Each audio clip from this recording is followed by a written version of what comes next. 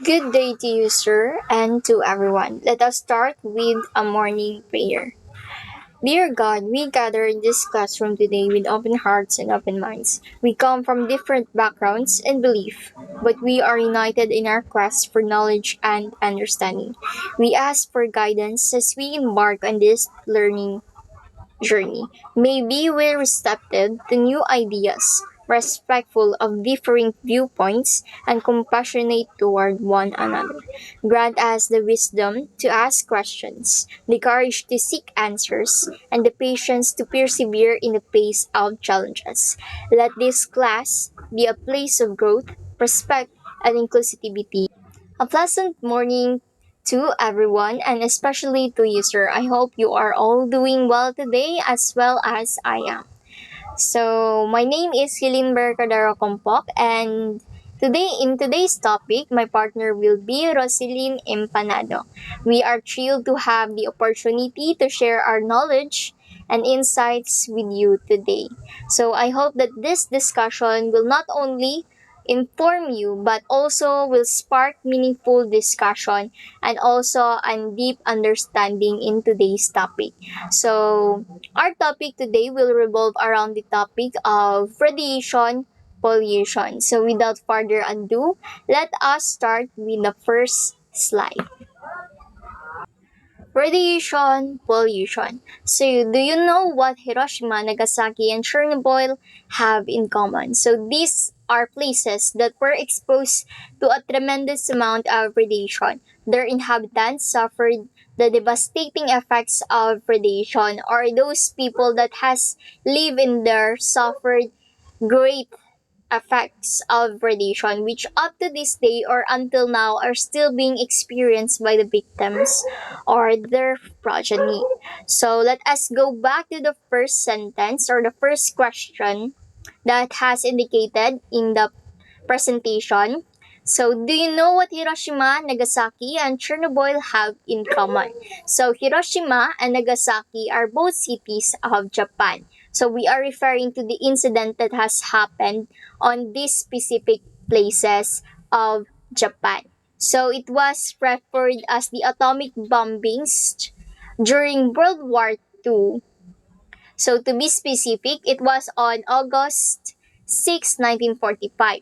The United States dropped an atomic bomb named Little Boy on Hiroshima. And 3 days later on August 9, 1945, another atomic bomb called Fat Man was dropped on Nagasaki. So this causes a widespread destruction of environmental properties and also causes human life. And or many human life has or many people died on that incident. And sa Chernobyl naman, it is still the same on the incident that has happened on World War II, which was in Hiroshima and Nagasaki. But Chernobyl, to be specific, it has happened in Pripyat, Ukraine. So it occurred during April 26, 1986. It was one of the most catastrophic nuclear accidents in history. So it took place at the Chernobyl nuclear power plant in Pripyat, Ukraine. And the disaster or the incidents had far-reaching and long-lasting consequences, affecting not only Ukraine but also the neighboring countries and the entire world. So let us define what is radiation nga ba and why this vary in terms of this penetrating power causes potential harm of living organisms and sa environment. So, radiation. So, the word radiation is a general term used to describe a variety of rays to which life on Earth may be exposed. So, under the radiation, we have variety of rays. So, these include the ultraviolet rays, which is comes from the sun. Ultraviolet rays is good for the photosynthesis of the plants. So it functions as or it helps the plants to function or to gain the process of photosynthesis. And we have also the infrared rays. Or if you are watching Animal Planet, or let us give you an example of what is an infrared rays. So an example of an animal is that has infrared ray vision is the snake. So, ang vision sa snake or ang nakikita ng snake or bitin in in in in what you can understand or so ang vision niya or ang nakikita ng snake is what we call infrared rays or when you observe it it is an red orange na vision. So that is what we call infrared rays. So it's generate heat that helps them to know whether they prey on something that is alive. So we have also the cosmic rays and rays from radioactive materials. Or this is what our topic or referring to or what our topic is referring to. So, radiation produces biological effects as the energy is transferred to a living organism. So, the effects are varied. There may be normal effects, as in the case of photosynthesis, or which is the ultraviolet rays that comes from the sun. So, this will help the plants to generate the photosynthesis process. And also we have the vision in animals, which is the infrared ray. And also it also causes and also the radiation causes harmful effects such as cancer, anemia, burns, or vomiting if we are in contact with radiation.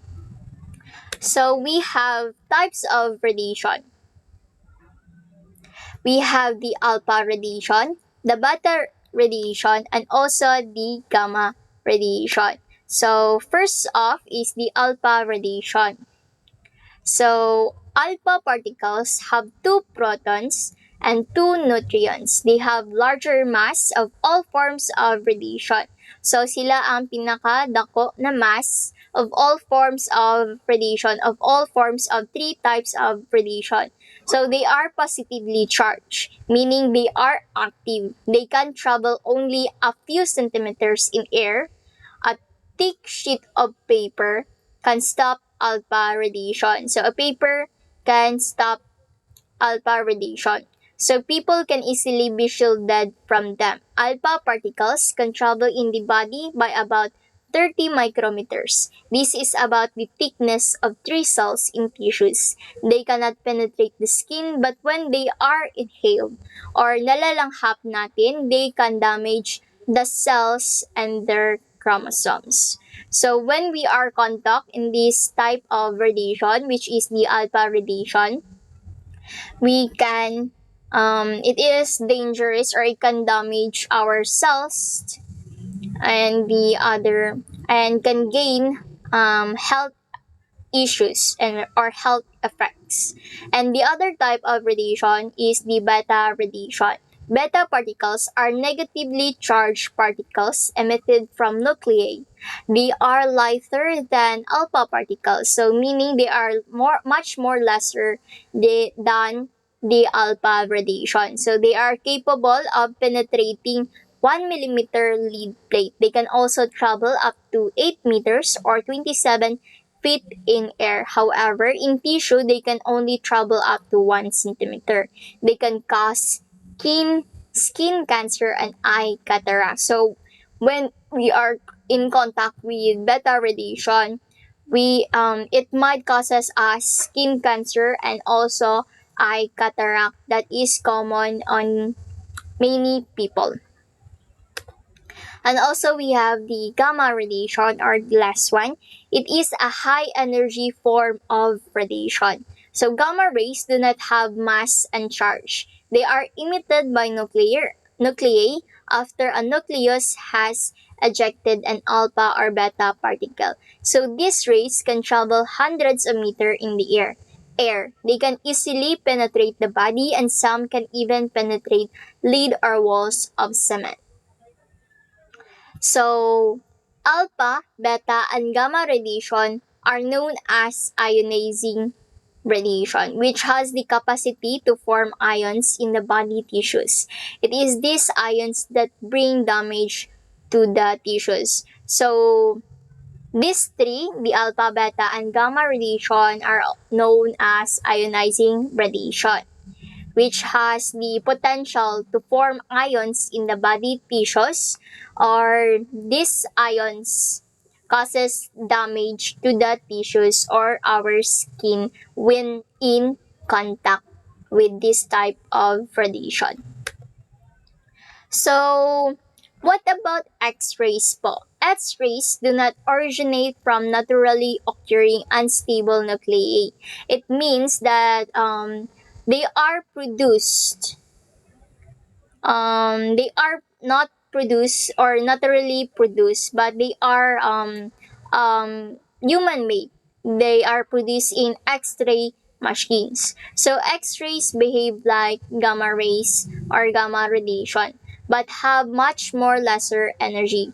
They are not able to penetrate lead. They are known as electromagnetic radiation. So meaning it is not harmful to us humans. That's why many of us, if magpunta ng hospital, we uses x-rays for medical checkup and other things to know what is in our body or what is happening in our bones. So it is not that harmful to us, but also causes slight effects to humans. So now we are going to proceed to the sources of radiation. So there are two sources of radiation. We have the natural and the anthropogenic. So natural sources includes rocks, air, water, sun, and even distant stars. The average exposure to these sources totals to about 80 to 100 millirems per year. However, areas of high altitudes have a higher exposure of about 200 millirems per year. So we will be further discussing this on our table. So let us read first what is anthropogenic sources. So anthropogenic sources include the medical therapy. So this is the medical machines that we use in our medical teams, such as X-ray treatment for cancer and for to check bone fractures. And also, we have the detonation of nuclear weapons, nuclear energy, television sets, luminous watches, and air travel. So it is more on machine type of sources of radiation. About half of the total dose of radiation the general public receives is caused by anthropogenic sources, meaning half of the radiation we receive, or as the public or the human, is caused by anthropogenic sources. So it can be in our devices at home, which is the laptop, the television sets, watches, and many other devices that we are using at home. So they are called the anthropogenic sources. And here we have a table that can enable us to understand more. So we have the two sources. We have the natural on the first part, and the last part, or is below the natural sources, we have the anthropogenic sources. So under the natural sources, we have the soil and rock, which the average exposure milliram per year is about 40. And we have the cosmic radiation, which is about 28 to 44 milliram per year. We also have the internal exposure, about 18 to 24 milliram per year. So the total amount of average exposure about a year or milliram per year is 80 to 100 milliram per year. So we have the anthropogenic sources. So under that, we have the medical, which is 74 to milliram per year. And we have the nuclear weapons fallout. It is about 4 milliram per year. And we also have the nuclear energy, 0.5 millar to 5 milliram per year. And we also the TV or television set 1 hour per day. We have 5 milliram per year of average exposure. And we also have the watch, the luminous dial. We have about 1 to 4 milliram per year. And also we have the air travel, about 4 milligram per year, and the total amount of average exposure of anthropogenic sources or under the anthropogenic sources will be about to 160 to 200 milligram per year. So there was an typo. So now we are going to proceed to the effects of radiation. So this will explain why why why radiation or during the World War II, which was on Hiroshima and Nagasaki, and which was are both cities from Japan, and also Chernobyl incidents, which was in Pripyat, Ukraine. Explains will explain a lot because of the effects why this vary as the potential for harm, why is radiation is potential for harm, why it causes a widespread destruction of environmental properties and harmful for the living organisms when in contact with radiation. So when X-ray was disco- discovered by Wilhelm Conrad Roentgen in 1895. Attention was focused on medical applications of radiation. So X-ray daw that is discovered by Wilhelm Conrad Roentgen in 1895, attention was focused on medical applications of radiation, which is the X-ray machine was first discovered as the medical machine of radiation, with the use of radiation. So it was on later that on it was only in 1896 that harmful effects were observed. So during that year or during 1896, the year of 1896, Ellicott Thomson exposed one of his fingers to X-ray and observed burns inflicted on them by the latter. So during so it was discovered on 1895, and during 1896 later on that year, Ellicott Thomson exposed one of his fingers. It was observed that burns inflicted on them by the latter. So, in the same year, or the year of 1896, Thomas Edison observed another effect of X-ray exposure on Clarence Daly, his assistant. So, his assistant was, Thomas Edison assistant's Clarence Daly. So, it was observed that Clarence's hair fell out, and he also developed inflammation of the scalp. So, si Clarence Daly, assistant of Thomas Edison, observed an effect of X-ray exposure during the year of 1896. So, it was observed that Clarence's hair fell out. So, nakalbo siya. and he also developed inflammation of the scalp or burns sa the roots of our hair. That is what we call the scalp. So it develops an inflammation of the scalp. So later on, Clarence suffered severe ulcers on both hands and arms. So these ulcers became cancerous and eventually causes his death. So after many symptoms or many or symptoms that has observed, later on Clarence Dallis suffered severe ulcers on both hands and arms, which for today it should be dapat putulin yung um those that affected na parts of our body. So, para sa kanila, maybe wala nila na ganapan, or maybe Clarence Daly didn't or pinabayaan, which was became cancerous and eventually causes his death.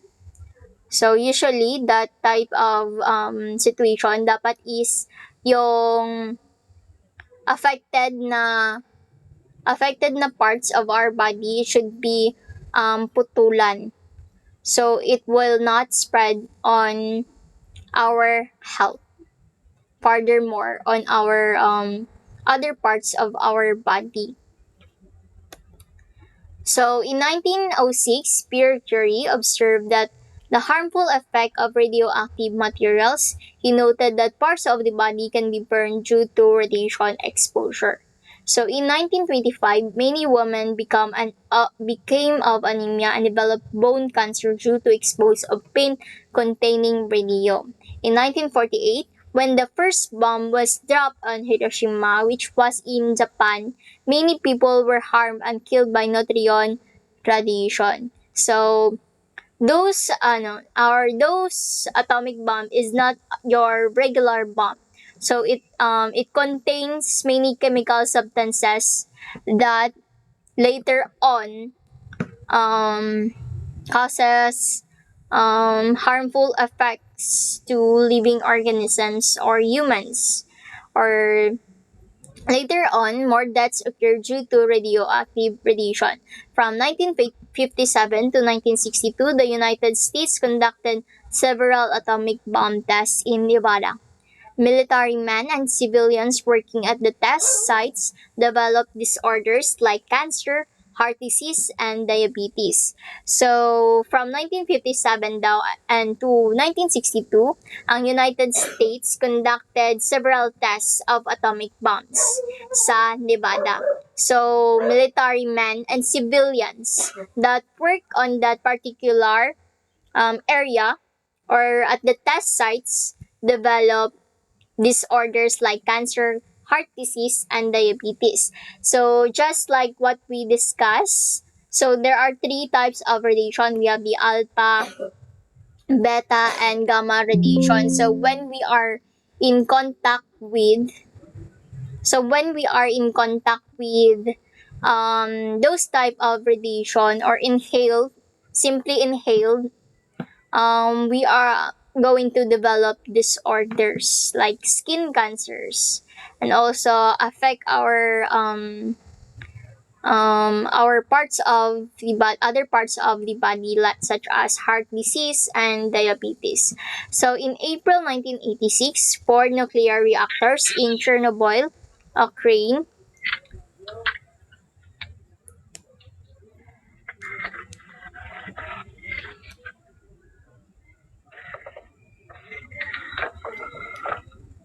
So in April 1986, four nuclear reactors in Chernobyl, Ukraine, or the USSR exploded. About 50 to 100 million curies of radioactive material were released into the atmosphere. So many people died, and about 135,000 cases of cancer were reported. So during the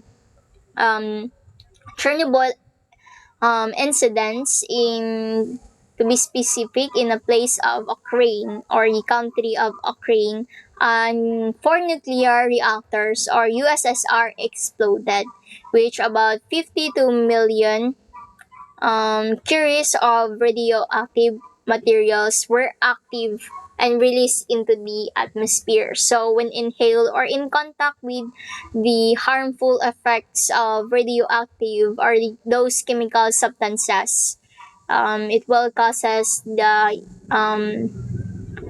will causes death, and about 135,000 cases of cancer were reported during that time. So we have a table here that will give us an understanding about the probable effects of doses of radiation. So we will be referring to the dose in RAM or the dose in radiation. So about 0 to 80 dose, we have the probable effects. So no obvious effects or minor blood changes will be possible. So about to 80 to 120 dose of in REM, vomiting and nausea for about 1 day in 5 to 10% of exposed persons. So we will be experiencing in this type of dose, we will be experiencing fatigue but no serious disability. So about 130 to 170 dose in REM, vomiting and nausea for about 1 day, followed by some symptoms of radiation sickness in about 25% of exposed persons. So no death anticipated pa dire. So about 180 to 260 dose in REM, we are going to experience vomiting and nausea for about 1 day, followed by some symptoms of radiation sickness in about 50% of exposed person. So no death anticipated. So about 270 to 390 dose in RAM, we will be experiencing vomiting and nausea in nearly all person on first day. So sa first day pa lang, we will be, when we are exposed, about 270 to 390 will be experiencing vomiting and nausea on the first day, followed by the other symptoms of radiation sickness. And about 20% deaths within 2 to 6 weeks after exposure. So after exposure, so about 2 to 6 weeks after the is we will be experiencing symptoms of, and that will cause us deaths, 20% deaths, and survivors convalescence for up to 3 months. So up to 3 months lang ang kakayanin for those who will survive sa ganun na exposure or dosed in REM. So about 400 to 550 dose in REM. The probable effects will be the mid-lethal dose, vomiting, nausea, and radiation sickness symptoms. About 50% deaths within 1 month. Survivors convalescent for up to 8 months. So 550 to 750 dose in RAM, the probable effects will be vomiting and nausea in all persons within a few hours, followed by other symptoms of radiation sickness. 90% to 100% deaths. So the few sickness convalescence for 6 months. So about 1,000 dose in RAM, the probable effects will be vomitings and nausea in all person exposed of those type of radiation or dosing of radiation. Probably no survivors will able to survive in this type of probable effects of doses of radiation. So about 5,000 dose in RAM, the probable effects will be incapacitation almost immediate. All person will have fatalities within 1 week. So within 1 week lang, it will eventually causes death when exposed and this type of probable effects of radiation. So this will be discussed by the next reporter, which is Roselyn Empanado. So that will be my part. And thank you for listening, especially to you, sir. And that will be all po. Thank you.